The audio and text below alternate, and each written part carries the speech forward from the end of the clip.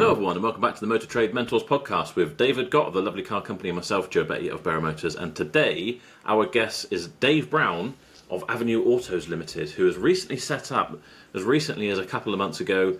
He's facing all the challenges that all of us usually do, finding the right stock, finding premises, the right insurance, finance providers, all that sort of stuff.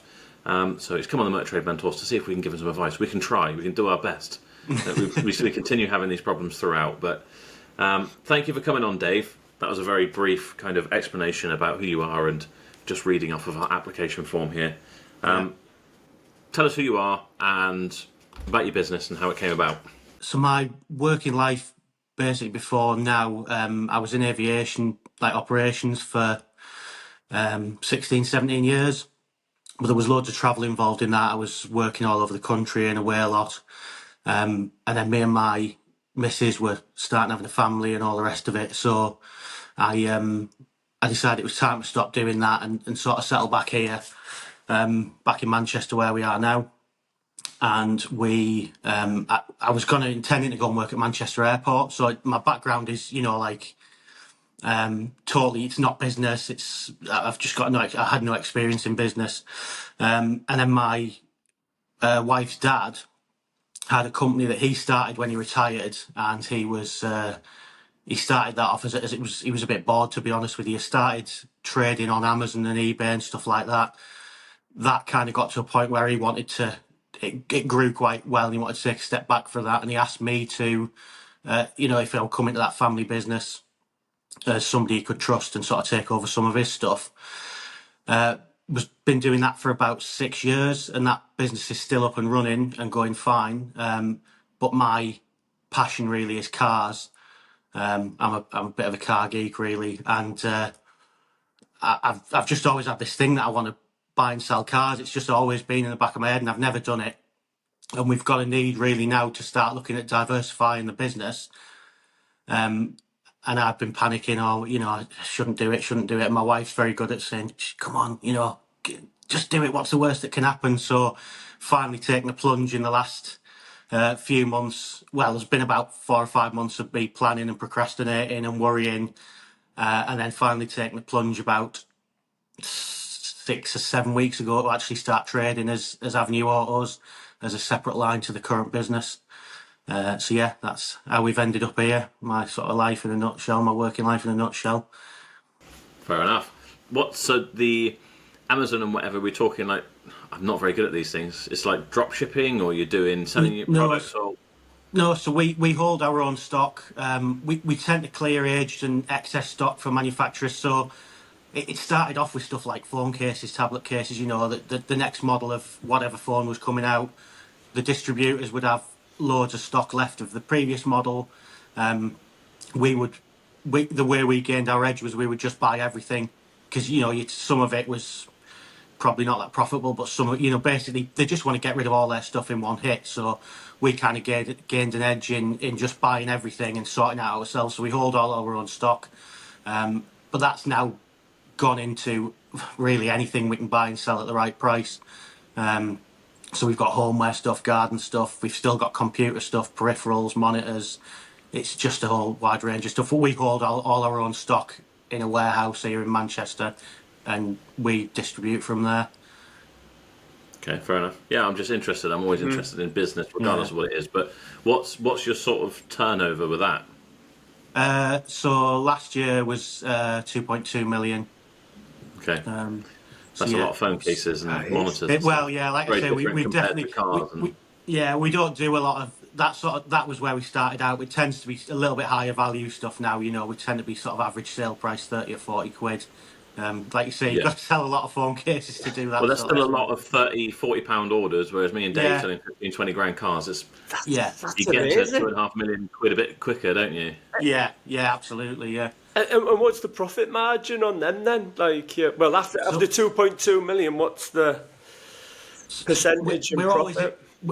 We're always aiming for 10% net. It's getting harder and harder. As it is, I'm sure, with everyone, all businesses, it's just getting harder. Those margins are constantly under attack. Everybody wants a little bite out of them. But yeah, we're aiming for 10%. generally around about 8. I would have said 8 to 10% net. Yeah. And you'll keep that going as well as doing the cars then, still? Yeah, so it's a family business. Like I say, my father-in-law started it. My brother-in-law works there as well. So we kind of run it day to day now. And then we've got 4 staff that work in there as well. But I took a lot of my father-in-law's roles on, which was kind of doing the account bookkeeping and a little bit of the buying. And to be honest, I've got quite a lot of that to a point now where with software and stuff like that, and integrations and all the rest of it, it doesn't run itself, obviously. But I've got it to a point where I've got a bit more spare time now, and as I say, when we wanted to diversify, cars being my passion, and to be fair, my father-in-law's really into cars as well. We just thought this would be a good way to, well, say diversify. It's a completely separate business, but you know what I mean. It's just somewhere to go into, and yeah. I just so I can get my head around everything. Are you sort of like in a partnership now, or you work for your father-in-law? So we're all shareholders and directors of that. Okay. That of both companies. The structure of both companies is the same because the Amazon, the Amazon selling, eBay selling company is funding the car company. So the structure's all the same. Right. Yeah. Well, that's good. I mean, it's all well and good us talking about the figures, but if you're like, I work for him and I get X amount, then I won't be. I can't say, oh, that's great because you can afford to spend X, Y, or Z on cars and do it the right way, which obviously you can, especially if you're teaming up again or doing it as a partnership. So yeah, that's good. Are you happy to be doing it as a partnership then, or would you prefer to do it on your own? No, I'm happy to do it that way. I mean, we've got a good relationship, and I'm left to my own device. I've still got to answer to somebody in a way because he started that company, and I sort of. But he just leaves me to get on with it. He's not, he's very good like that. This is my thing, and it sits on my shoulders. If it succeeds or it fails, it all sits with me. So, I'm happy with that. It's we've got a good setup. Great. And how if much you've had a good you working relationship for 6 years, it'll probably last. Hopefully. Yeah, exactly. And how much have you put into it so far then? So 65 grand. That's great. We've put in. I did do a business plan because again, it was just some like good practice to try and keep myself sort of level with it all, because I think it could be easy to just I'll just put a bit more in, and that. So I've tried to do a business plan that accounted for being able to put 100 grand into to starting up this car sales business, and we've put 65 in up to now. And I've got 6 cars in stock, so I know we'll probably get onto it, but I'm on the lowest auto trader package, which is 7 cars. So I do need another couple just to have me slots filled, and one in prep waiting to come in if I sell one. But yeah, that's where we're at. If you've got let's say 8 slots and you've got 6 for sale, do you know what I would do in the meantime where you haven't got those other cars? Keep the sold ones live, but just say reserved or whatever. Because you might get people who still call you on those. Oh, I see it says reserved or it's sold or whatever. Then you might be able to, get them into something else, or say, look, I'm trying to get another VW up in or whatever. Ah, okay. I never thought of that. Right. Yeah. That would be my way of doing it. But so currently trading from home, I take it. No, so we've got a warehouse in just on the outskirts of Manchester, not far from the airport. So again, when we were setting this up, that's got a kind of an annex to it, which was used for storing stock. I've chucked a load of stock out of there. I've basically created enough space for 1 car. I'm not going to go as far as to call it a showroom, but I've segregated that off. I've got a body shop curtain. I've got with the company logo on.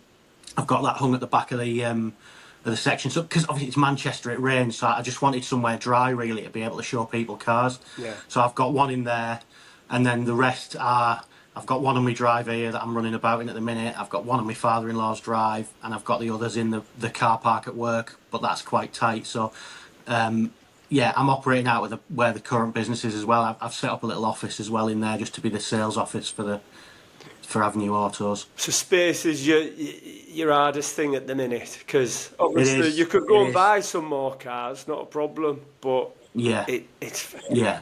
But I mean, finding that warehouse with your father-in-law, was that tough originally, getting the warehouse back in the day? So I mean, we rent it. It's not, let's say we've got a warehouse. We do rent that, but yeah, I think it was. To be honest, I wasn't part of the business at that stage. He's been going 10, 12 years, something like that. I only joined, like I said, 6, 7 years ago. But yeah, I think it wasn't too bad really. He literally just went driving around industrial estates. You know, looking for signs outside. It was literally just time going driving around, and he found this place, and the landlord's just spot on. You know, we couldn't have asked for better. Got a dead good landlord. We don't give him any grief. He don't give us any grief. He's, you know, it's a good setup. So yeah, that I think it was just a case of driving around for him really. But I'm finding it hard. I know I've mentioned it again, whether we come onto it, but I'm not at the stage where I think I need premises yet. Probably, you know, or I need to test it. I need to test the theory, you know, and sort of make my mistakes, keep my overheads as low as possible. But I am looking. I'm going to need it somewhere, because I can't, like you say, space is going to, you know, be a problem. So, and I have made a couple of inquiries on sort of units and bits around, and all I've got back is, oh, no motor trade, not interested. You know, landlord don't want to know motor trade. Yeah. So that's been a frustration. Yeah, I was going to say, I like when people have got like their set business, whatever it is, some kind of industrial, and then like, I'm going to sell a few cars, and they're already in with the like landlord. 9 times out of 10, you can get away with carving out a bit and having some car sales there or whatever. Yeah. Yeah, And, I just had a chat with him. You went and had a chat with him, and just like, yeah, you know, obviously got all the insurances in place properly and all the rest of it. And he's just, again, it's the same deal as long as we look after the place and all the rest of it. And we you know, he's sound. Do you know, why do you think most unit landlords don't want motor trade in the unit? Because that's what I came up against years ago. Yeah, is it we all because do. they think that they're going to come and go, like they're not going to be there for a long time, or? I think it's just, well, I mean, at the end of the day, cars are big, aren't they, in comparison to everything else? They take up space. People tend to take the mick and park cars everywhere. Yeah. They imagine you're going to have like cars there rusting away and, you know, scrap outside with the bonnet up, making the place look scruffy, and, you know, oil pouring out all over the floor. And I don't know what the things are. I mean, I tried to look recently to do the MOT centre, and there was a place that had units available, and I'd have moved straight in and probably been the best. I'd have spent money on his unit, and it would have been the best tenant he'd ever had. But he's like, no, we don't have motor trade. And I'm like, well, when I drove around the yard, there was a guy there selling cars. And he's like, oh yeah, well, he's my brother-in-law, so Yeah. you can't win, you know. And I was like, do you want to come see my other place, see how tidy it is, you know, how proud we are of it, and all that sort of stuff. We're not here just having some crappy like workshop or whatever. So yeah, I don't know, and it's a bit I don't know, it's just one of those things, isn't it? People say, oh no, don't want motor trade, and it gets into people's heads, and they almost don't even know why they don't want motor trade, I reckon. Yeah. Preconceived ideas, isn't it? But It is. Go on, sorry, Joe. I was just going to, like you say, Joe, you know, you'd probably be the best tenant they had. Like, I know how I look after the place we're in. You treat it like it's your own, and it's so frustrating because you think, you know, I know I'll be paying my rent on time, I'll look after the place, and you just get a flat. You don't even want to meet you. You know, you ring up about it, not interested. It's just frustrating. I think that's where you've got to go around in person and meet people. Yeah. That's true. everything I've done. It's just knocking on doors. Anything I've done in life, you know, when I was DJing, I'd go around asking, and as soon as people get that vibe from you, oh, he's a good lad, he seems all right, you're going to turn their heads, and they'll probably let you in there. So that's what you're going to have to do. Yeah, it is true. Personal connections are so more powerful than anything else. I've had no's before on similar sorts of things, if you try calling them or email them or whatever. You just go down there and speak to them, and then they'll be like, all right, well, you know, give me a shout, or we'll sort something out, and it will be all right. And it's, do you know what I find funny as well? I'm trying to hire people at the moment, and I've 40 or 50 people applying for a job, and the ones that, I mean, it's in a sense it's a bit annoying that people come in and like hand their CV in and be like, but once you've made a connection with them, I know what they're going to be like. I've got a feeling for what they're like. So it's easier to go with that. So yeah, I agree. Well, when I put an advert on Indeed, I basically allude to the fact that I want somebody to come down and introduce themselves. Really? Yeah, I don't want to be going through CVs. And on Friday, this woman rang up and she said, I'm just ringing for my son. He's 15 and he wants a job, and I just wondered if you've got any jobs going. And I said, well, why don't you get your bloody son to ring me up? Like, I don't need his mum ringing me up. Like, get your lad to ring us up, and then I might, whatever. And then 4 o'clock, just I was leaving, who turned up? This little 15-year-old lad with his little, like, suit on. And he was like, excuse me, have you got any jobs going? And I was like, yes, of course I have. Get yourself down here tomorrow at 9 o'clock. And he done all the weeds on Saturday. And then I'm going to have him back in next Saturday. So that is it. You've just got to get in front of people, haven't you? If you're a car dealer like me, then you know that one of the hardest parts of the job is finding good quality stock to replace empty spaces on your forecourt. You know what it's like. You're desperate to find that one specific car, like a red Range Rover, but there just aren't any around. That's where today's video sponsor could help. Now, we have talked about CarWow dealer auctions before, but they are now bigger, better, and even more game-changing than ever before. And did you know they have, on average, 20,000 fresh listings every month? In addition to CAP, HBI and MotorCheck data in every listing, they now have even more visibility when it comes to service history, splitting it out so you can see it clearly year by year. But what's really new and exciting is 2 new game-changing services on eligible vehicles. CarWow Collects is a CarWow transport service with built-in assured scheme, which will protect you against financial loss up to the value of £25,000 against certain undisclosed mechanical and electrical repairs identified post-purchase, or if the vehicle is found to be stolen, cloned, clocked, chipped, or imported. If you prefer to use your own transport, then CarWow BuySafe is for you. This is available to dealers who use their own car transport services, where they'll protect you against financial loss up to the value of £7,500 if major repairs are required post-purchase. With all these major developments to the website, it's no wonder dealers have now bought over 160,000 cars from CarWow's daily auctions. There has never been a better time to jump on board, so check the link in the description today. And I think it's getting lost this day and age of, obviously, you know, emails. It's this day and age emails, but you know what I mean, like online meetings and all that kind of thing. That is getting lost, isn't it? Getting in front of people and actually making that personal connection. Yeah, of course it is. And you're going to give that impression as soon as you meet, and as soon as you get talking to someone. Oh well, me and my father-in-law, we've had a business. We turn over 2 million. This is all like gold dust to landlords. Yeah. The fact that you've got the existing business. I mean, I would. If I was really stuck and in a pinch and I really wanted, I'd just be cheeky about it anyway, and I would be like, we need another unit for the Amazon business. Yeah. And, you know, just get in there, maybe move a bit of stuff in, and then start selling a few cars, and kind of, I guarantee you it'll be all right once you're in there. And I know I shouldn't give that advice because it won't work out for some people. Yeah. But I mean, there is that option. So at the moment, we've got pallets in overflow storage for the other business. So there is that potential that we could push some more pallets to our overflow storage place and get more cars in part of the warehouse there. So we'll see. Tell father-in-law he needs to find a whole new unit. Yeah. This one's going to be your big showroom and whatever. I mean, that is a way of thinking around it, isn't it? Not necessarily the whole thing or whatever, but if you're already got somewhere that will allow you to do it, but it's not enough space, if you can, like you say, ship some off to somewhere else and have a bit more space there. There's got to be ways around it. There's always a way. Always a way. Yeah. Should we have a quick look at some of your stock that you've got currently? We said you've got some stuff in stock. And Dave, I had a look at your website last night, and it's right interesting, but you done your website like how I'd done mine when I first started.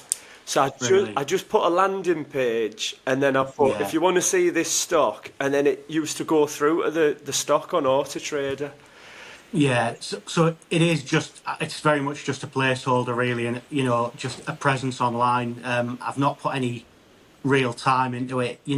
you know what I mean? Like when you get a proper website like your two's, um, so yeah, I know, but that's something else that's you've just, done the right thing, because most people get stuck in that they've got to get the website, they've got to get this. You've just got started, and yeah, most people are going to be looking at your cars on Auto Trader. They don't really give a toss about your no. website. As long as That's it. It's just a place where if somebody sees our name on Auto Trader, they can just Google us, and at least we've kind of got yeah, a presence. But yeah, that Explore inventory then just takes you through to our Auto Trader, Yeah, was dealer it playing page. havoc with my thing then? Do you know what, Dave? I Yeah, didn't even realise that was what it was. I just thought, I was like, oh, I probably recommend he puts his cars on the first page rather than yeah, going through. And I've only just yeah, realised now you said it that it's actually taken us to Auto Trader. But yeah, that makes sense. I yeah, mean, I did exactly the same. Do you know what actually I did with my first one? My first website was with GoDaddy for like 10 quid a month. And I managed to find somewhere like this little widget that would, or HTML code that would take your eBay listings and put them on there. So say if you had a website selling yeah. memorabilia or whatever, but it would work the same. So that's what I had them on the page. It was a really like ugly looking thing, but they were on there. It did the job. That's yeah, it. That's it. It doesn't have to be all flash. Just people need to see the cars. That is the main yeah, thing. yeah. Yeah. How long have you had this red Citroen C1? I've had that well, I've got my Auto Trader portal up, and I've had it 22 days in stock. Okay. Much I interest? bet that feels like a long time to you, that doesn't it, Oh, Dave? that's not my longest one in stock. But no, it does. I'm panicking, and some I saw. I can't remember which one, but it was one of the Motor Trade mentors. I think it was one of the lads. It might have been. It was Mark from Bella Autos was saying he'd had a car in stock a while, and you both were like, that's not that long. But for me, I'm panicking that I've had something. I mean, my longest one is 45 days. That cash guy. And yeah, I'm panicking, but I think that might have been a rash buy. To be honest, that was the first car I ever bought. Yeah, that's the It's got air psychological part conditioning. of it. That's what I was looking for, to see if I had air conditioning. So that's the saving grace. I only asked because this colour, this sort of thing, Yeah, You'll have I that reckon next year. I reckon you need to get used to that car. yeah. Is Not that going to not be my trying to daily upset now? you, but Yeah, I'll be honest, Dave, when I looked at your stock as well, I was like, this is it's all the stuff that I like to sell as well. Don't get me wrong, like the mummobiles, they're great, Yeah, but yeah, you're never going to sell it. Just my opinion. Maybe it depends where you are in the UK, but stuff like this does take average like 60 days to sell. right. If you average it out over the year, Yeah, like that C1, it's red, so it's the wrong colour. Um, I normally just have to give them away. I normally have them at like great price or low price just to get them gone. yeah, But yeah, yeah. I know. It's I've been a little bit. I know one of your sayings, Dave, analysis paralysis, but and it sounds like I've not been doing the right analysis. But yeah, part of me was just wanting to get the slots filled, and I think that I'm paying all this money for yeah, Auto Trader. I just need some stock, which I dived straight into that cash guy, which is a lovely car and it's in great nick and all the rest of it. But I'm kind of still competing with dealers and car supermarkets at that age. I exactly. think. When I go and look on my Auto Trader now against who my competition is, Yeah, I'm up against main dealers and I'm not that much cheaper. So, yeah, I mean, that's going to be a loss straight away because I didn't account for it needing a cam belt and water pump. yeah. So, that kind of thing has kind of scupped me. It's a lovely car, but it's just, yeah, See, I know what me and Joe are going to say. Like, I don't know, Joe. Would you have put the cam belt and water pump on it? Because I normally get the customer to pay for that. right, I'd put if my margins are tight, then definitely. If we've got a big fat margin in it, I'll say, look, give us the asking price, we'll do it. But if right, if margins are tight anyway, and if margins are tight anyway, and I don't think I'm getting interest, then I definitely would have kept the price down. If someone comes and yeah. they out, then you get some interest. and they say, "Oh, what about the cam belt and water pump?" You say, "Well, I get that. I know that it probably is due, but we are £1,000 under market value or whatever it is. Yeah. I can't really afford to do that." But by that point, they're there. It's a bit like meeting someone in person, isn't it? Trying to find a unit. They're there in person. They've met it. They like it. They're more inclined to buy it regardless. And then if you say, "Look, I'll see if I can find someone who can do it at cost," but Yeah. getting stuff done ahead of time. And have you got it in the attention grabber as well? Cam belt and water pump done. I can't remember, to be honest. I think I've got it in the. I've definitely got it in the blurb. You need to put that in the attention grabber. Where's the? Yeah. Have a little look, Joe. Sunroof 360 cameras. Yeah. Yeah. Oh God, get rid of that. You need to put cam belt just done. Okay. And put got done at, I don't know, £600-700. That's what's going to sell that car. Yeah. For me, I bought it in first car, and again, this is going to lead into something else, but potentially over prepping. But I got it in, and it was. So there's a couple of things. I got it from BCA, so obviously I hadn't seen it, but the report had that the tyres had 5mm of tread on. So I was like, tyres are sound. Because it's not done that many miles, it's not been used much, the sidewalls were cracked to death on all the tyres. Oh, yeah. So I put 4 tyres on it that I hadn't accounted for. It's got full Nissan history. So I thought, I opened the history book, I thought, yes, it'll have been done. No evidence of it being done. Rang the dealer who's looked after it all her life. No, we haven't done the belt. And I just thought, well, if that was me as a customer going to buy a car, I would expect that to be done. So I just did it. But it's just meant there's nothing left in that for me. Yeah. Hey, look, it happens though. So don't worry about it. I do it as well. It still happens now. It is all a bit of a gamble, isn't it? And I think that's why I don't do any gambling on sports or whatever. But there are some lessons that come with time, I think. And again, all done it, and I'll still do it now. Well, maybe not. I think it's like that. But don't buy cars for the sake of having cars, because you're just buying work. If you're not buying the right cars, you're whatever. It's like, it's like quality over quantity. You might be paying for it, but I guess you are on the minimum, so you can't even drop your auto trader. But I mean, would you rather wait another week and then have the car that makes you £1,500 versus like, let's just buy a car now with £500 in it, and then it gets whittled away? Yeah. And then, like you say, over prepping. Sometimes the hardest thing to do in this job is nothing. Like, to sit on your hands and think, right, I'm going to, like, that cash car come up. Next day, the next sale, a black one might have come up and like, you're going to sell a black car easily over a red car any day. I know it sounds daft, but colour is so important as well. Colour's a massive thing. That's the other thing I was going to say about the analytics. Everyone's really getting into their analytics and data now and everything, and I think that's great. That's fine. I'll use whatever's there available to me. I'll try and get your thing back up again. Easy mistakes to make when you are fresh out the packet. Like Sam, you mentioned anything? Sam, who came on. Your Citroen C1 VTI, I guarantee, is like super high retail rating. It's like 100%, 80 plus or whatever. The mileage is great, so it's great at that, which means the value is going to have been bumped up. But what you've got to remember is you still need your like personal input on that, using your own intelligence, because it's taking that across Citroen C1 VTIs in general.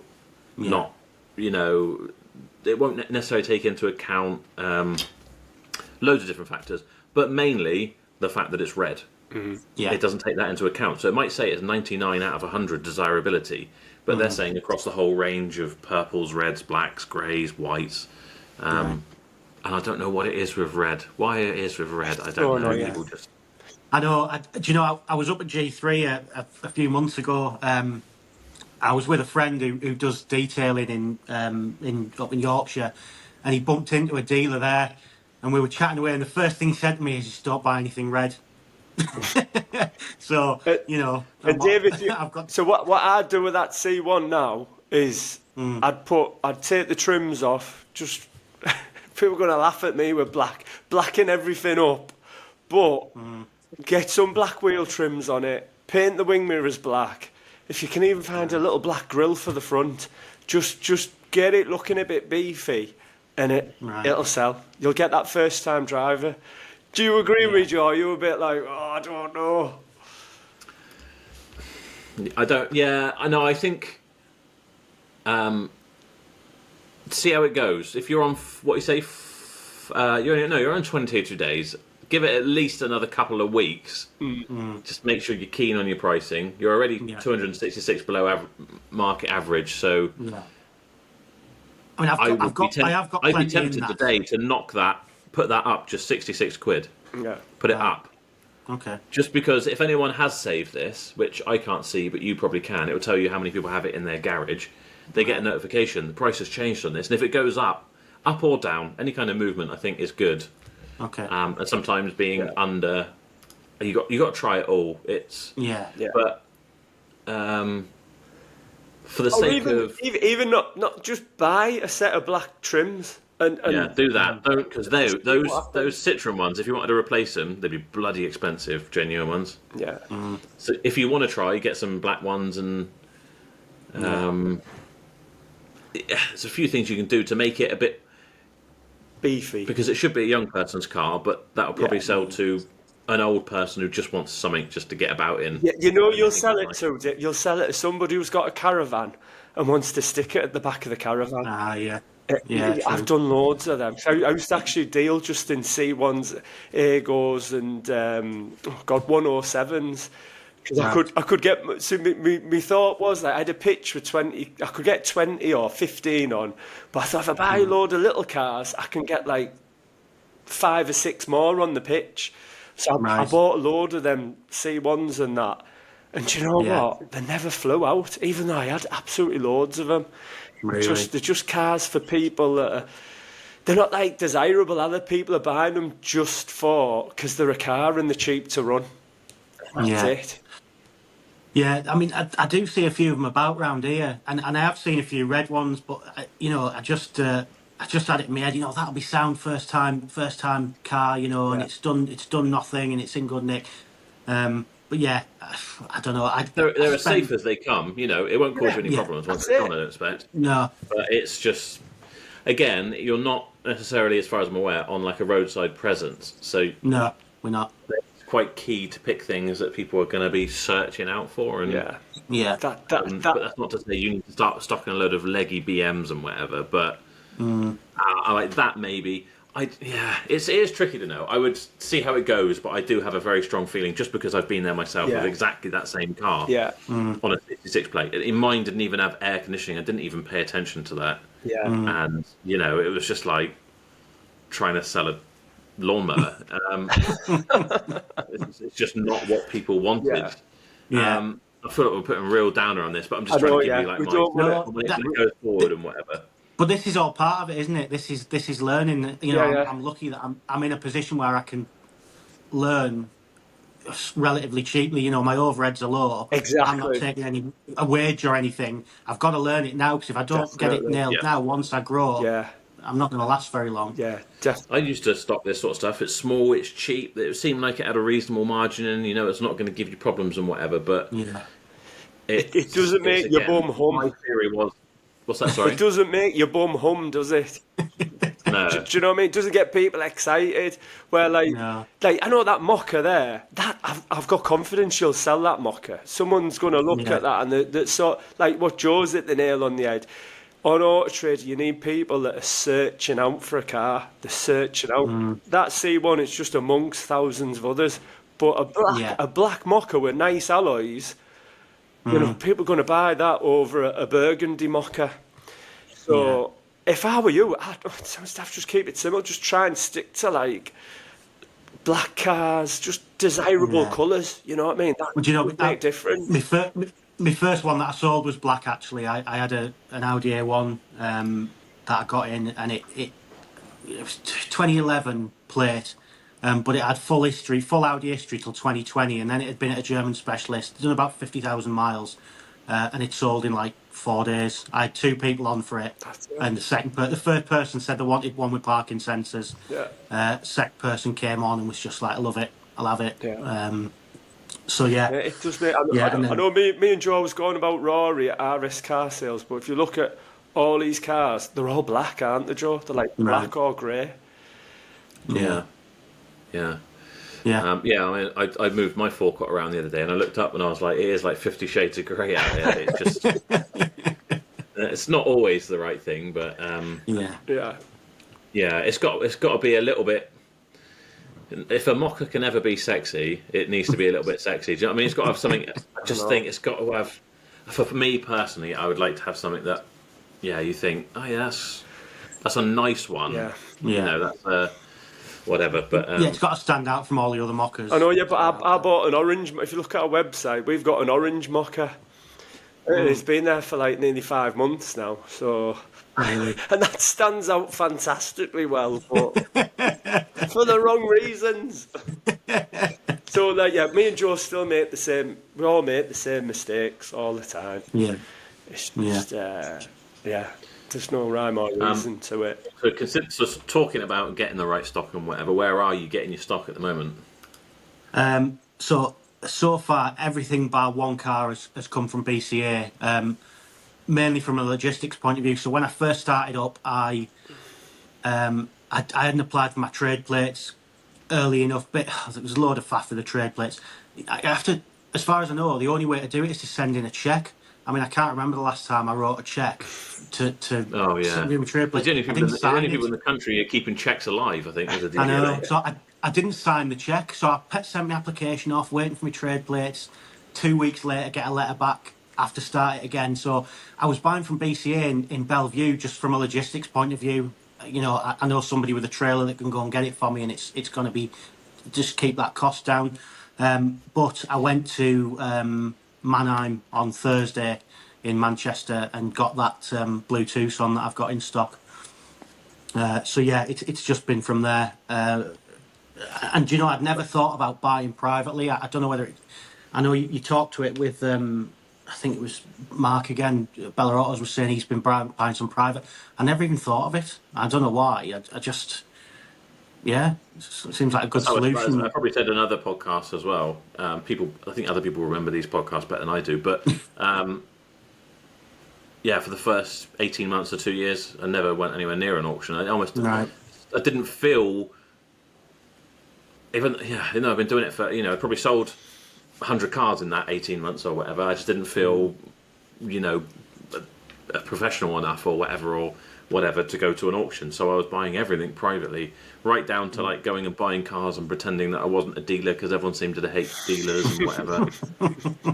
You're at the stage where you've got time to do it, but I mean, I'd love to do it. Dave's now got someone who does it for him. Everyone goes, you can't buy her, haven't you? Yeah. To be fair to Ali, he flipping Friday afternoon, 1 o'clock, a BM come up in Colwyn Bay, which is 3 hours away, and he said he wants to sell it now. I'm like, Ali, it's Colwyn Bay. It's 1 o'clock Friday afternoon. He said, I don't care. He went, what was it? Money talks, bullshit walks. I went, go on, get on train then. And he went and he brought it back at 9 o'clock Friday, and it's here now, and it's mint. That's dedication in this. Absolutely mint. What did you say? BCA Bellevue is your nearest one. Yeah, Manchester. Bellevue. It's called Manchester. Yeah, Bellevue. That's a great auction. That it's massive. Yeah, it's huge. Have you been to that? I was just thinking we could have a quick look through and see what Dave and I would pick. Yeah, come on, let's see what we can get you. Let's buy you a car. Yeah. I used to go when it was still open to the public. Just when if I was on shift and I was on my 4 days off and it was during the week when my missus was at work, I just used to go for fun. Yeah, great. I don't know whether that makes me a bit of a nutter, but yeah, massive. That was one of the first auctions I went to, that, Dave. It was such a good atmosphere. BCA did ban me the other day for sharing their stuff online, but this isn't an actual live auction, so it should be okay, I would have thought. Yeah, I saw that in the weekly. Don't let Toby anywhere near this footage, will you? No, I know. So what days do they normally do an auction? I suppose it'll tell us. Constant. Yeah, that's true. Let's have a look at tomorrow. So you might have a chance to buy one if you wanted to. Yeah, that'll do for me. I'm normally doing this on my phone. I don't know how it works on here. So let's say, what, maximum 10 years? Just to... Yeah, that's what I'm trying to stick to, just to try and minimise warranty bollocks. Yeah, so am I now, but yeah. Mileage. I normally set mine to like a maximum of 100, but we said it's a maximum of, say, 70, do you think? Yeah. And then again, what do you think, Dave? Do you think we should try and convince him he should buy some slightly more highly mileage stuff that's got better margins? Personally, I think, you know, the one mistake we all make when we first start is we want low mileage stock, but we all want stuff that we would buy, you know. Yeah. But if you're doing from home, I love a diesel at 70,000 or 80,000 miles. It's always good value. It's always $2,000 cheaper than the one that's at, like, you know, 30,000, 20,000 miles, and it just looks value. So if I was doing it from home, I'd be looking at 70, 80,000 diesel sort of cars. Yeah. 100%. These, I can't really recommend these because of the 2.2 diesel. Well, as you can see, 2.2 diesel engines. They're a bit of a. See, I'd leave that. That's they're very PPF popular. problems. Yeah. Bloody hell! It's grey in Manchester. That mocha, that white mocha, Joe. Oh yeah, BMW M3, Dave. That's what you need. I've got it in my watch list. That's perfect. I've got it in my watch list just for my own personal. Right, Dave, you need to get that out of your watch list now. That's the mistakes I made. I did put it in just out of interest. Yeah, we all do that. And you're like, oh, that went cheap. Then it. See, I don't. Did you do well with the baths, Joe? Not too bad. I struggle with them. I really struggle. I just don't know why. I saw on the channel, Joe. Yeah, you had a stage where you had like 3 different colours of them in, didn't you? Yeah, to be fair, we did have 3 in stock, and they didn't move for about 2 months, and they all sold on the same day. So there's no lessons to be learned from that, really. What about that, Joe? Audi A1, 75,000. A1. This one, no, 99. There. Yeah. So you'd get that, Dave, I suppose, and you'd do black wheels on it, wouldn't you? I'd put some better wheels on it. I'd just stick some. This is the other thing is because you got time on your hands as well. You can add value into the cars. So I'd buy a grille for that. I'd possibly put some better wheels on it, black ones, and then it'd go. You'd have no problem selling it. Yeah, it's interesting because I know you've had a lot of people on who say they do that sort of stuff. I just don't have the patience for that. I want to get it back here, clean it up, take pictures, get it sold without the expense of doing all that sort of stuff. I just think, in the beginning, Joe, because you've got so much time on your hands. Yeah, 100%. Like, yeah, you need to keep yourself busy. So that type of stuff keeps you busy and you're not waiting for the phone to ring. Slightly risky, but that's the sort of stuff I would have bought. Yeah. White 120D. It's 90,000 miles, or just under. It's grade 4, but I guarantee that's not that bad. Yeah. And you'll probably want to prep it to death, but you probably won't need to. Yeah. That's ideal stock, that. Yeah. The only thing there's a few little dings. But again, this is the thing. You can look at these things. A lot of people, new guys starting out, would look at all these little marks and be like, "Oh God, there's a lot of those marks they're pointing out." You don't even look at it. Give a toss. We'll make that look perfect. There's no real issues there. A machine polish will sort that out. Well, not so. So that's what I'm doing. If I click on a condition report and it's 2 pages long, I just discount it straight away when. Just see that for me at 6,750 or whatever. It's going to go for more than that probably. Yeah. But that looks like a lot of car for that. Yeah. And that's the sort of thing people are going to be sat there in the evenings like, I fancy a BMW. Yeah. And they'll be scrolling and whatever, and then they'll be like, "Oh, I'll go and see this Dave at Avenue Autos. I'll go and check that out." Whereas it's under 10 grand. If they're looking for like Citroen C1s and stuff, they'll probably look through. They'll see yours and they'll be like, "Oh, that's nice. That's really well presented." But should we go to this place that's got 8 of them? Yeah. And we can have a look at, go into the car supermarket. Yeah. That's again the same problem that I think I have with selling that sort of stuff, which is why I don't stock it anymore, because literally 10 minutes away is car-based Limpsham, and there's like 300, 500 cars there. Yeah. 300 probably.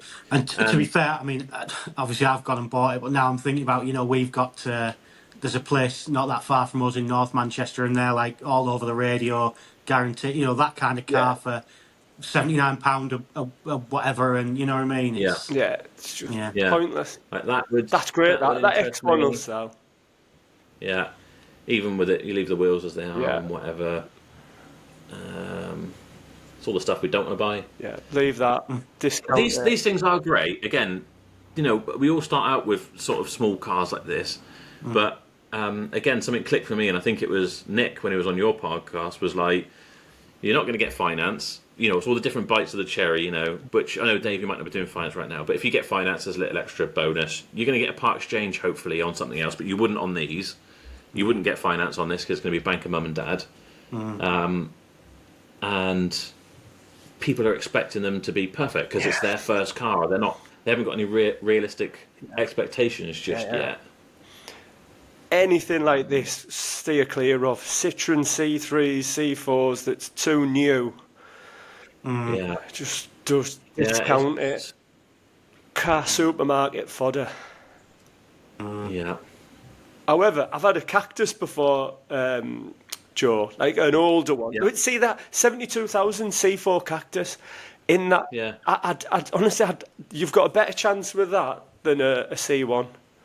I just bought a grey one, and I forgot that it's the 1.2 PureTech, which is like the engines you don't really want. Yeah. But and it's blowing something from its exhaust, which we're sorting out, so it's not end well. But that one there, for example, and the other thing I would be doing, Dave, would be if you're going to buy this, like if you're going to dip your toe and buy some of the stuff that could potentially be considered more risky, but to be honest, I've never had if you look at the balance sheet of buying stuff like Dacias and Citroen C1s and whatever versus buying BMWs, I've never really. I thought on the balance sheet, I wouldn't say I've had more problems from BMWs or Audis or whatever than I have from everything in general. Yeah. There's always bloody, like you say, cracked tyres. They've never noticed that all the shock absorbers were knackered, so that when you bounce down the road, you like hop across the lane. Yeah. They don't notice that sort of stuff. They've been sat around, so they're rusty. Yeah. On the ground, but just try and pick ones that have got an assured report. So if you do turn up and it's a 120D or something, and the chain is rattling, I've got a problem. Yeah. Let's sort it out.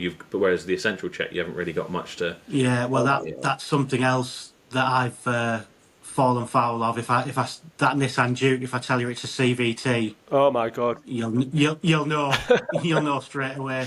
But which I do now. At the same time, if you're selling loads of CVTs, for every 10 you sell, you just get one come back. It's law of, but exactly because you're starting off small at the minute, you've got to protect that pot. Well, this is it. That was on the essential check, and it's shot. So it's in getting a box in it. No. Yeah. And normally the ones in the auction are knackered as well. Yeah. Everyone who says everything that's in auction has got problems, it's just simply not the case. It's just law of averages. It's not. But however, there are certain things you think, it's not worth it. Exactly, that's it. Yeah. Most of the stuff that I've got is to be fair, it's been spot on. It's in terms of you get in it and you drive it, you think this is mint. It needs a couple of little bits doing, just tidying up, but it's mint. But yeah, that CVT, that 500L, I'd sell that if you go back up. Like I had no problem selling Fiat 500Ls. Do you know, I've got one of these though, and it's in Fiat now, and it's been there for 6 months, and they just can't get it to start. They changed the body control module on it because originally it wouldn't start, and then it was fine, and then people might have seen it on my channel actually. It was sat there waiting to go out. The guy would be like, there's the keys, and he went out, just wouldn't start. It's never started ever again. They can't figure it out. Just I have loads of problems with them, but then they do sell well. So they do. I've had quite a few, and they do sell well, but I've just been put off of them now. 500. If you're going to get 500X, try go for the 1.6 diesel. Is that? Yeah. Was that the petrol one you had, Joe? 1.4. It might have been. I can't remember. I don't know what they'll be really highly retail rated, and that's a 1.5 TDCi. See, that's something that catch my eye. Yeah, I think an EcoSport at around 6-7 grand. What mileage is that? 50. 55,000 I'd or buy that. 56,000, but it's got the nice alloy wheels, it's white, it's whatever. And the other thing I great. stopped on a minute ago was like a Fiat 500S. You probably won't end up with a huge margin in it, but again, you will have the people scrolling Yeah. for, oh, a nice Fiat 500, you know, it's a car that people are looking for. If you're really brave and you want to have some nice stock that's cheap, EcoBoosts. Yeah. So again, just panicking. You know, all the stories about belts, and I know I think it was you, Dave, was saying on one of your videos the other week that actually you've always been sound with them. Yeah. I think we were saying. But of course, you know, I'm just you read horror stories and then you're like, Oh oh, no! Don't get me. Yeah, you I don't was you don't sound. want to I was start out with sound, training problems. and then I had 3 engines go in the space of like Right. 2 months. But if you look at all the EcoBoosts I've sold over the last 3 years, we're way up in profit. So that's another thing. You could specialise in EcoBoosts and have a couple of spare I engines. just think when you look at something like that, an ST Line X It's going to 18 sell. plate with 55,000 miles, Right colour. people are going to be all over it, and it looks such value at whatever it was Yeah. saying. You know, like $7,000, and it will go for less than that probably. A lot of stuff will go over, but these EcoBoosts will go under Yeah. cap, I expect. Guaranteed. Which leaves you quite a nice margin, but it is risky stuff. But anyway, I could spend all day scrolling through stuff. What are you going to buy then, Dave?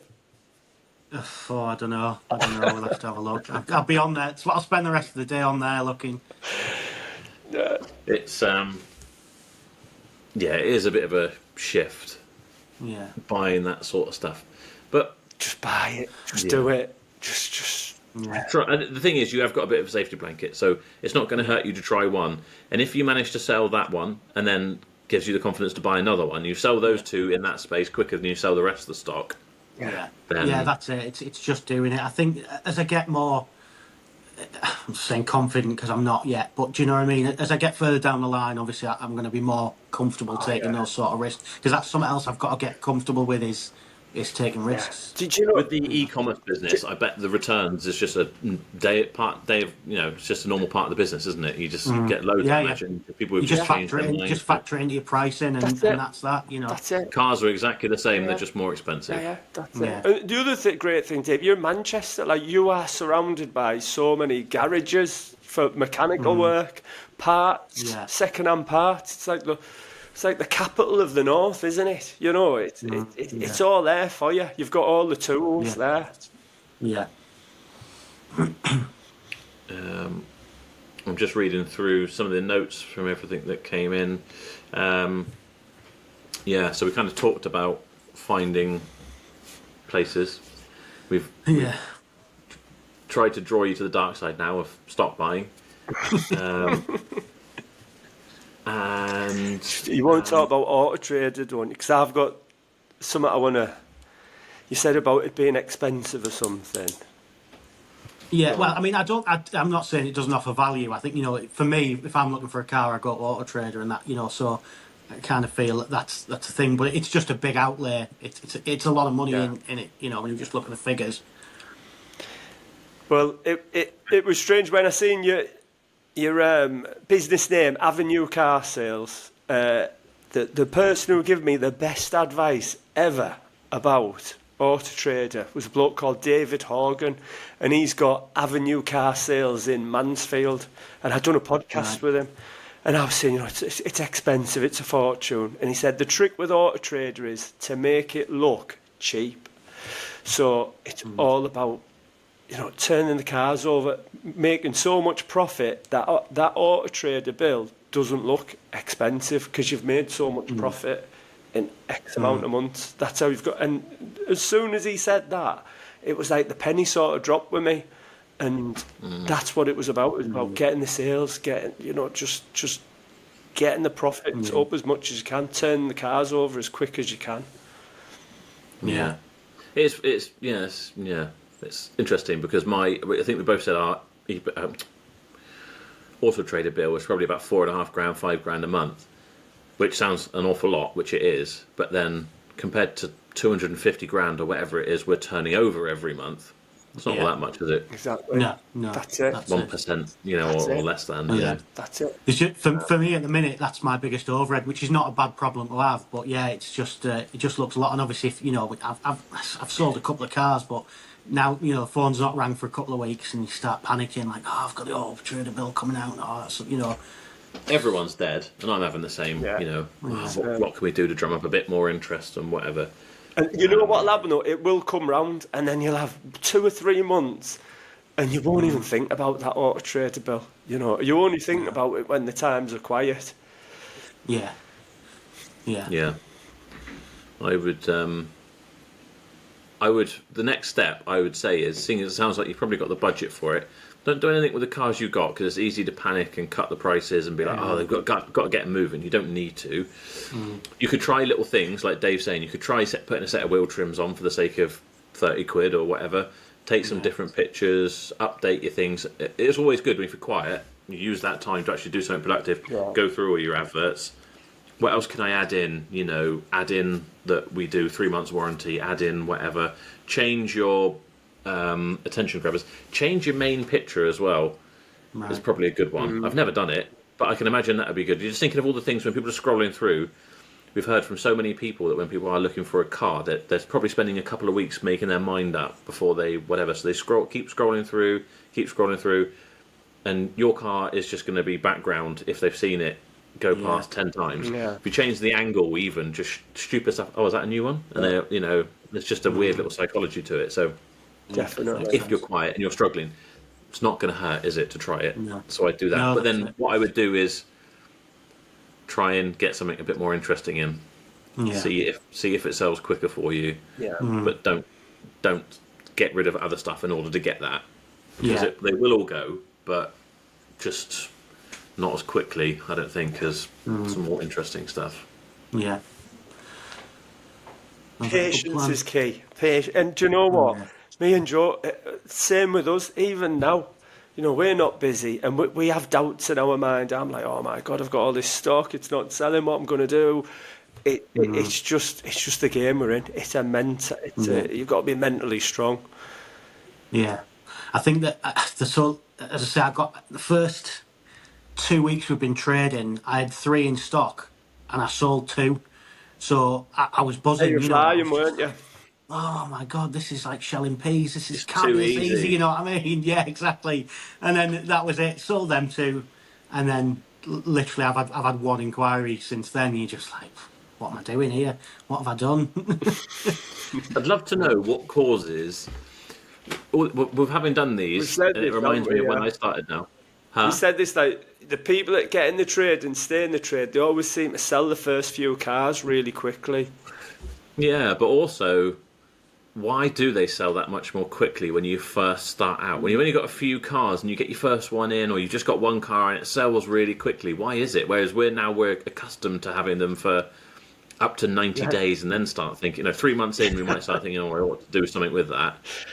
Whereas, strange, isn't it? for us as well, I know when I first started selling stuff, like I say, I go to the auction, I buy 10 cars for about $2,000, and I would, if they hadn't sold within a week, I'd be like, bloody hell, what's going on? Yeah. But it never happens like that. I mean, it does happen like that now. You do get some lucky ones where they go straight out, but It's a bit of, I think it's a bit like looking back with rose-tinted glasses as well. You know, you always look back thinking, oh God, they used to fly out. It was so much better in the old days. But it was probably just the same, really. I wouldn't go back to selling the pieces of crap that I was selling. No way. That's right. But I mean, that's the difference. Is the cheap stuff, isn't it? I guess. But yeah, it's Yeah. Is that was something else that I don't know whether that's going to, so that I've got a cash tie on it like 11.5 grand, and obviously I'm not in a position to offer finance, so I don't know whether that's going to hurt me. I know. Don't worry about that. Not that's at the all. other thing, isn't it? That's the next step, because I know I was in the same position, and it seems that everyone's mind, like, getting up to like 10 grand or whatever, everyone's going to do it. Do you know what? It's the amount of people who just turn up and just pay outright, or they've. Yeah. Although we had Daniel Horner on from Octane Finance, and he said 80% of used cars are financed in one way or another, whether that's Bank of Mum, they've sorted out their finance beforehand, or they've got a bank loan. Yeah. It never ceases to amaze me. You got like a 20, 30 grand car, and just just do a bank transfer. Yeah. That's that. No other questions asked. And how I thought when I got above 10 grand, everyone would be like, "Oh, what's the finance on it? Can you do finance?"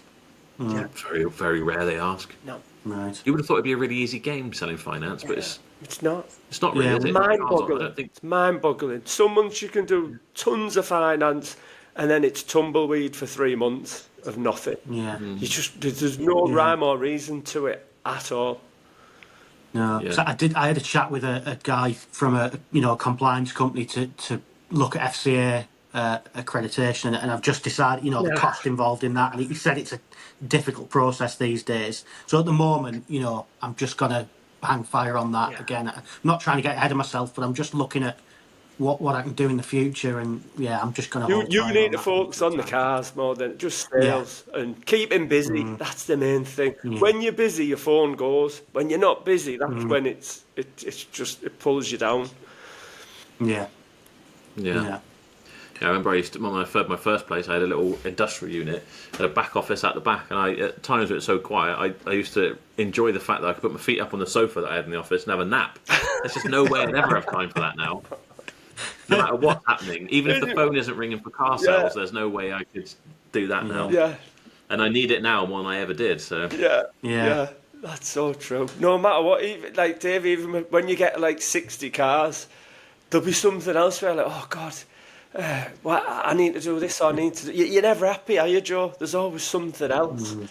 I can't explain it. It's like the hedonic treadmill of life, isn't it?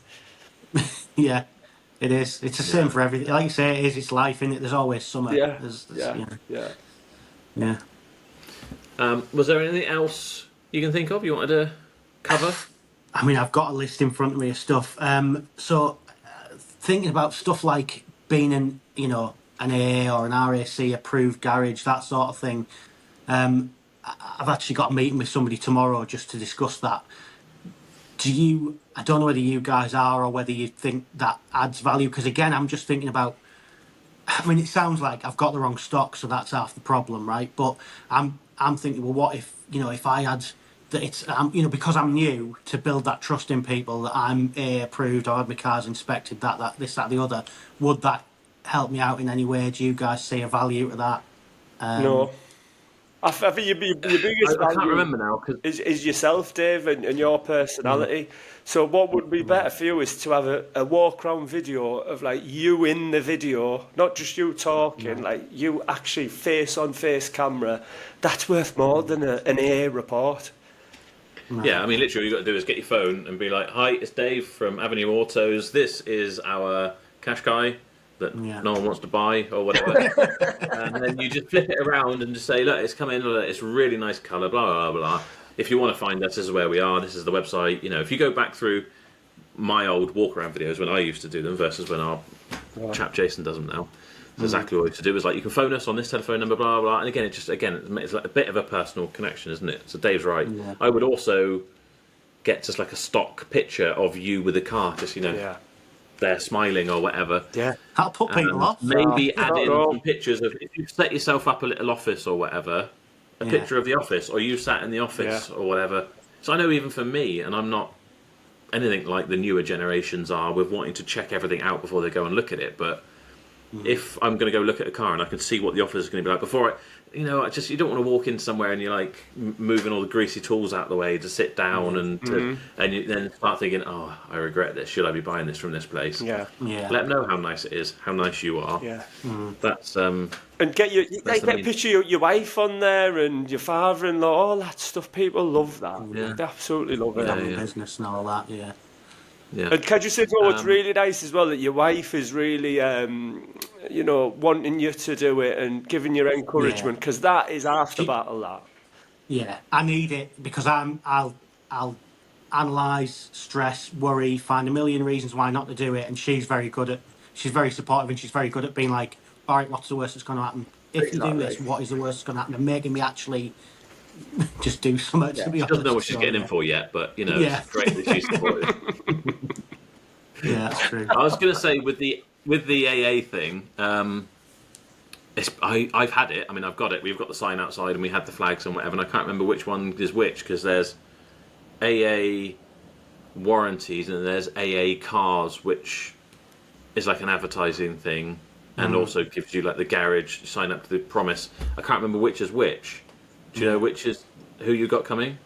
I think it is to basically that the cars are all inspected and approved. So I don't know which one of those phrases it is, but yeah, it's that. It's about that. It's about having all the cars that have been inspected and all the rest of it. Well, one of them's worth signing up for, I think. So AA warranties, I think will give you the option to just hand out leaflets to everyone that gives them a free breakdown cover for 12 months. Right. I don't know if it gives you the like banners and all that sort of stuff that says that you've signed up to the AA dealer promise. Because we've never had actual AA inspections. It just means that we sign up to say every car will have 6 months of MOT, every car will have a PDI, every car will whatever.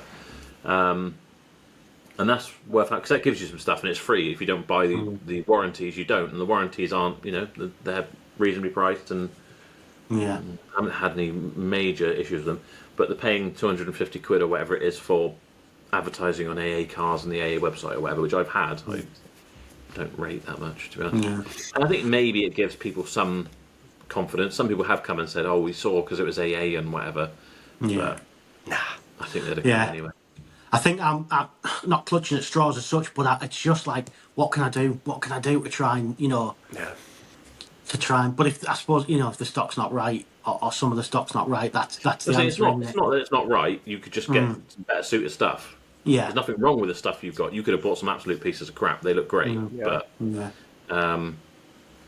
just not that interesting, sexy, whatever it is that draws people to cars. But they're sensible, which is great if that's what it took to get you. And it's got you started, hasn't it? It's that's the name. Exactly. Yeah, that's it. It's all a big learning process. So, yeah. Go on then, next one. Sorry, drag it on for too long, but that's all right. So I know I've heard both of you guys talk about being on the forums and active on the forums and this, that, and the other. I'm kind of looking for people like other traders that I might be able to trade stuff between if I need to, or just being on these forums for advice. Are there any good ones that you can recommend? What are you lads on? I was on Car Dealer Forum. That was always a good one, wasn't it, Joe? Yeah, it just doesn't get used an awful lot now. There's obviously a lot of Facebook groups. There's Car Sales Dealer Group. That's quite good. Right. I think there's one called like Motor Trade Advice Group or something that was set up during COVID when everything was going on. You can join my Shifting Metal PX Gold page on Facebook. I'm on that. Yeah. Oh, okay, good man. Yeah, there are a few different things. We should set up like a... Yeah, everyone who comes on this podcast, we should set up one for like a WhatsApp. WhatsApp groups are great. I think forums have actually went off more to WhatsApp groups than anything. Right. Okay. Yeah, that's just just somewhere where you're sitting on your own, you're scratching your head and thinking you can just fire a quick post out there and ask for a bit of advice and. I don't know. I think something like that could be. You know what? I'm going to make it as a note, and I'm going to make a Motor Trade Mentors Facebook group. Yeah. So and then everyone can, we can post the videos there, and then if you've gone on yourself, like people can ask those questions. Because to be fair, Dave's probably the same as me. I get loads in my Instagram messages, emails, whatever. Just like, what car should I buy for my first car? And it's just you get so many of them. I don't really have time, but.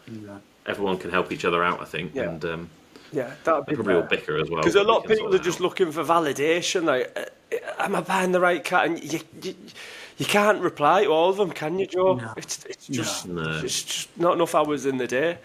I imagine you're swamped with that sort of thing. And it is. You've just got to find out the hard way with some stuff. You know what I mean? But Joe, do that. Do like a closed Facebook group for everyone who comes on the podcast, and then everyone can, they've got someone to talk to then, haven't they? Good. Other than that, I can't think, really. Just make sure you listen to Dave's podcast, which you probably have. Yeah. Because there's loads of stuff on there. You guys and Chops and, I'm on the... Although, to be fair, I was watching you guys kind of religiously every week watching stuff, and then obviously the last 6 weeks with the current business running and starting off this new one, I'm way behind on on what we're up to with videos and stuff. Get but, off. I get caught up today, I promise. No, it's good. No stress at all. I couldn't keep up with it for sure. No. Couldn't keep up with making it. But Dave, you're going to do fine, mate. Honestly, you've got right attitude. You've got right. You're going to be fine, mate. Just patience. Patience is key. It will come round. Yeah. Don't worry. We're all in the same boat at the minute. It is. It's just keeping heart, isn't it? It's just not panicking and you know, because I have honestly, when I bought that Duke with a knackered box, and I was just like, what am I doing this for? And I was honestly that night I was like, nah, I'm not doing this. You know what I mean? And then you go to bed, you get up, you're like, right, no, come on, like, you know, I was stressing about it, and then I was like, right, you've just got to do something about it. Get that sorted. Get it booked in. Get a box done. Move on. You know, but in them moments, you can be just ready to. Well, I was just ready to knock it on the head there and then. No, it's like It happens to me weekly. yeah, exactly. That's what I say with me and Joe. Like, it is literally, it's like being a boxer, and we've been punched that many times. It's just normal now. So the minute for you, it really hurts when them things happen. But in a couple of years' time, you'll be just like, oh God, it's a box. Stick a box in it. Come on, let's go. Yeah, it's got to be 5 in a row on the same day to really upset you the same way.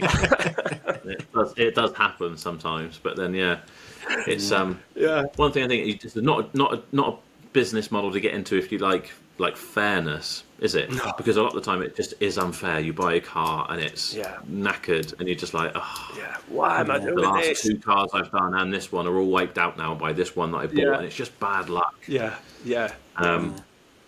But that's it. That Duke, with the box, I've got to sell 2 cars, maybe 3 cars, just to cover that.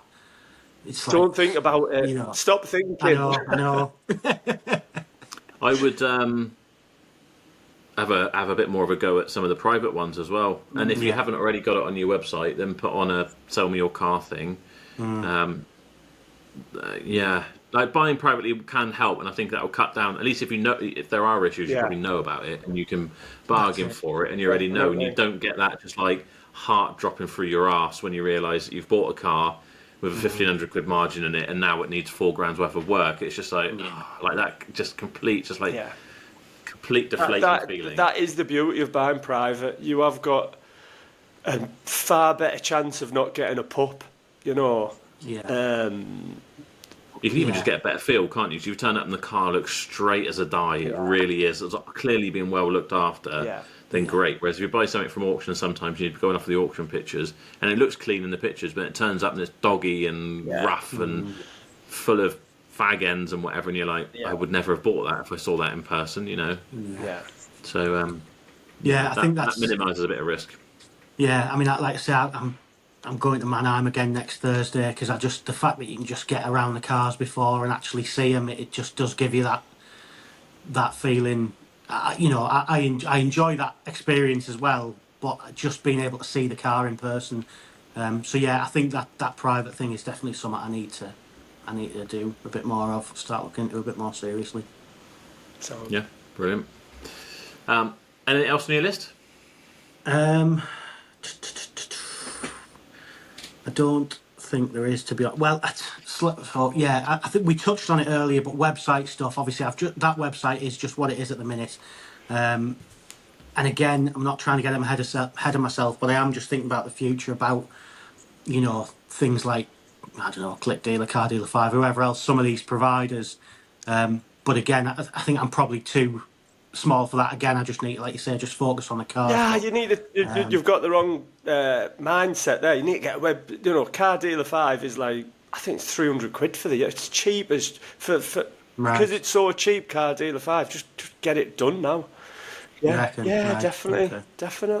Right. Sometimes I think, especially when I was starting out, that some of these costs, if it is, I have no idea what Car Dealer 5 is or whatever, but if it's 300 quid a year, and that makes it, you know, 30 quid a month or whatever it is. No brainer, isn't it? Right. What's that? Sorry. No brainer. Well, I just think that's a cost a cost that I'm gonna think about in a year's time. Once we've had a year's worth of use out of it, I can afford 300 quid, and it's going to give us a leg up now to have all the stuff nice and whatever, and save me a bit of time. There's a lot of things that I'll just think of it as a yearly cost rather than thinking of it as monthly. Just like that's an expense I'm going to pay to get me going as fast as I can. Yeah. It's only it's 300 quid, isn't it? Some people spend that on a God knows what haircut, pair of shoes. So there's some things. If it comes to like, oh, should I? If you're thinking, should I get ahead and make sure that I've already got like a 20 Auto Trader car package set up, even though I've only got 5? That's clearly stupid. Yeah.